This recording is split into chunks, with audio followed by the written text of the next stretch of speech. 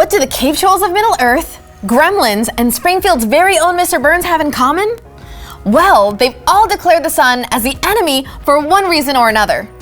Our whole existence as humans depends on the sun, but what could actually happen if we adopted the lifestyle of the cave troll and completely turned off the sun? They were fine, so we should be fine too, right?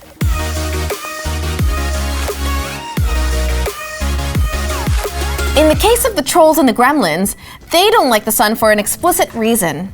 It will either turn them into stone or melt them into a gooey mess. Mr. Burns, on the other hand, didn't like the sun unless there was some way to make money from it.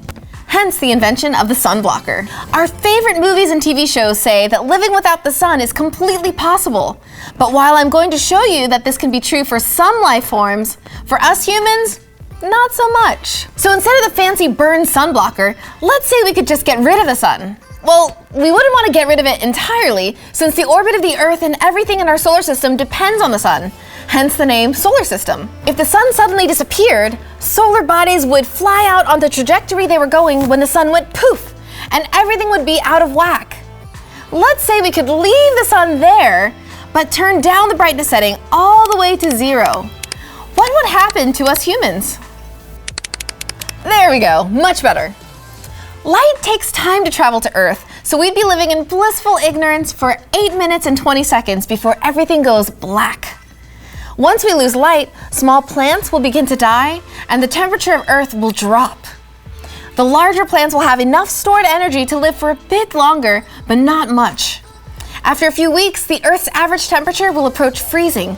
Within a year, unless you have a secret lair, humans will likely all be extinct. So yeah, we could survive the frigid temperatures in the beginning, but any source of food, whether plant or animal-based, would be gone. The problem with humans, trolls, and gremlins are that they are relatively complicated organisms who need nutrients from sources that would not be able to sustain themselves without the sun. Here on Earth, there are creatures as far as your eye can see, living in fields, on mountains, and even in harsh deserts with minimal water.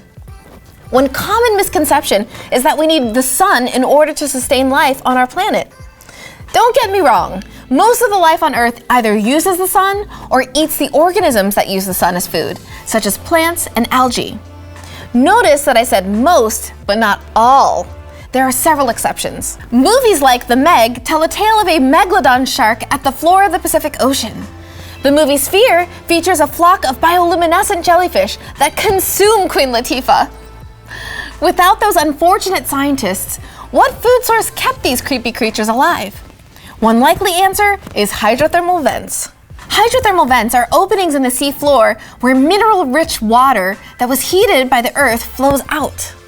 These vents are commonly found near tectonic plates and volcanically active areas.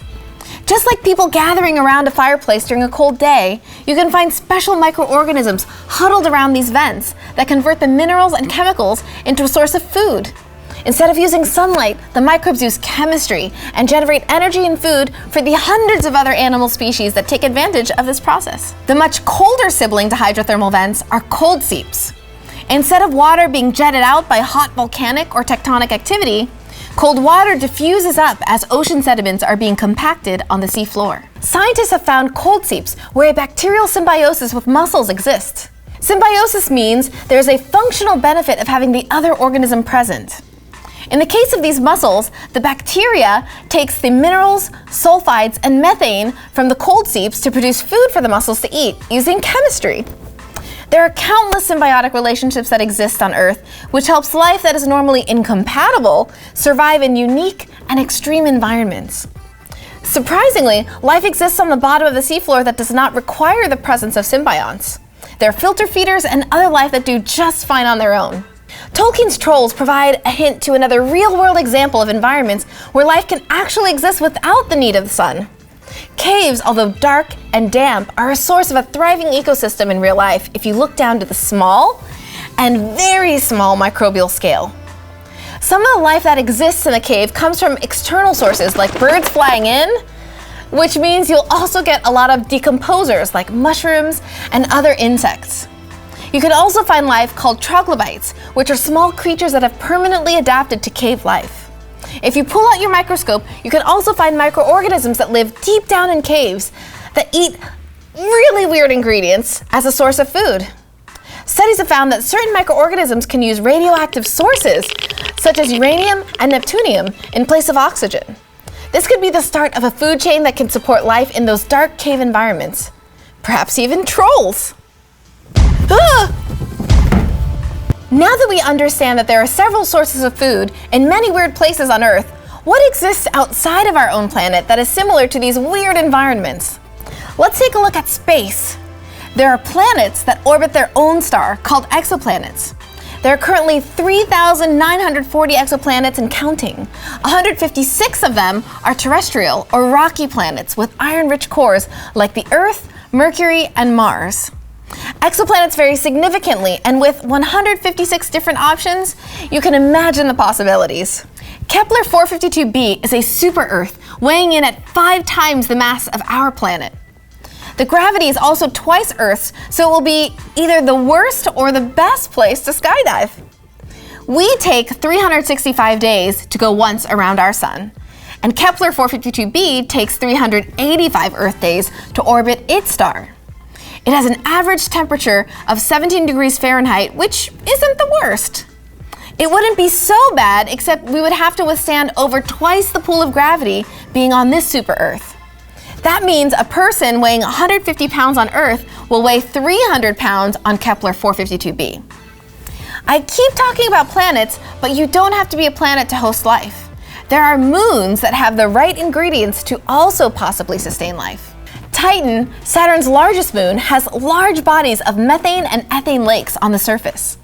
These lakes are super cold, but that doesn't stop life from possibly thriving in this kind of environment. There are microorganisms found here on Earth that find methane to be a delicious food source. So although humans may not be able to survive, Titan is still a place where life could exist. Ugh, is that a blobfish? Gross, ugh. From cave trolls to hungry gremlins, your favorite sci-fi movies or shows may pose seemingly impossible scenarios of life in the universe that actually has a scientific basis.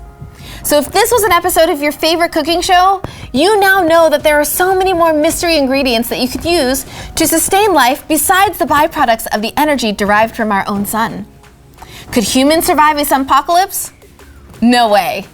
But there are plenty of life forms that survive without that sweet, sweet sunlight. Because space! Hey everyone, thanks so much for watching this episode of Because Space. Make sure to like this video, subscribe to the channel, and hit the little bell in the corner to get notified whenever there's a new episode of Because Science, Because Space, or when we go live with the show.